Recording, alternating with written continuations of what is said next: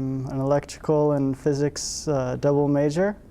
I grew up in the Bay Area and came here to Davis. I'm a fifth year. I'll be attending Carnegie Mellon this fall for to get a master's in robotics, and then hopefully going on to get a PhD somewhere else.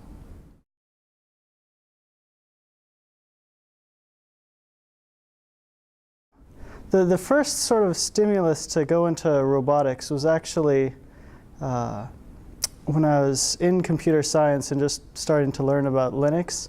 I learned that there's this command you can type that you just type in the command terminal eject, and suddenly your CD drive ejects. And given the nature of Linux, you can log into someone else's computer and type eject, and their CD drive ejects. And this just, I really like this whole concept of actually being able to move real things with computers, because I mean, computer programming is really versatile, but you don't really get to actually affect real life. So I was discussing this, phenomena with my roommates, and they said, "Oh, hey, you should check out robotics."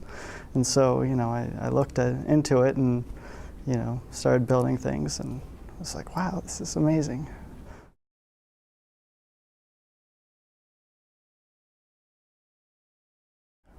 With all my work in robotics, I hope to basically bring the field of robotics to sort of what it is in a scientific or science fiction standpoint.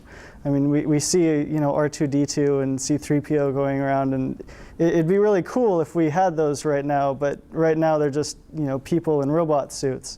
But it'd be really nice if we could actually, as a society, have robots that could interact with people in everyday situations.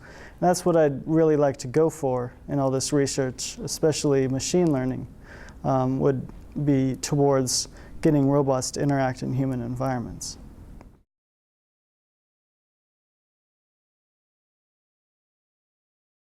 I came to Davis partially because of the campus. I really thought it was a beautiful campus.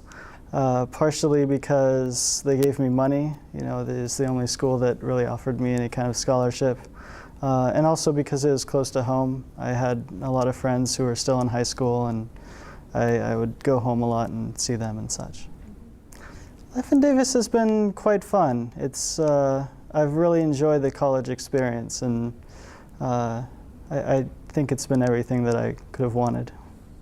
My most fond memories were of life in the dorms, just because everyone was living in such close proximity, and in my dorm at least, we knew basically all 90 or 100 people who were living there.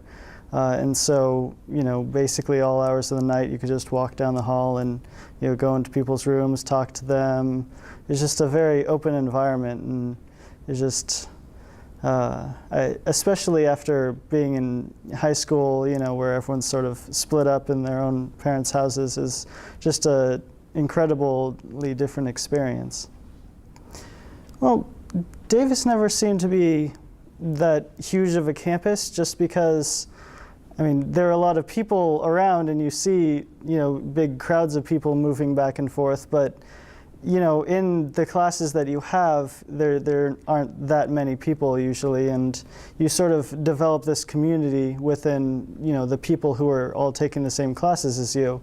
There are also a number of clubs, such as the IEEE and SWE and, Tau Beta Pi, that you tend to get involved with that, sort of help develop this sense of community.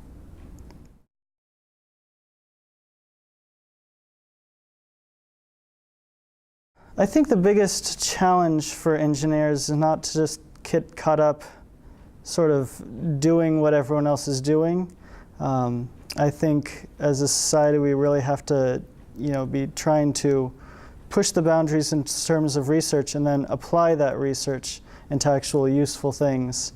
I know a lot of engineers who tend to just sort of keep building the same thing, maybe just a little bit better, which there definitely have to be engineers who do that, but I think it's most exciting if you try and do something that hasn't been done It's also the most difficult to do something that hasn't been done, but it's really worthwhile in the long run.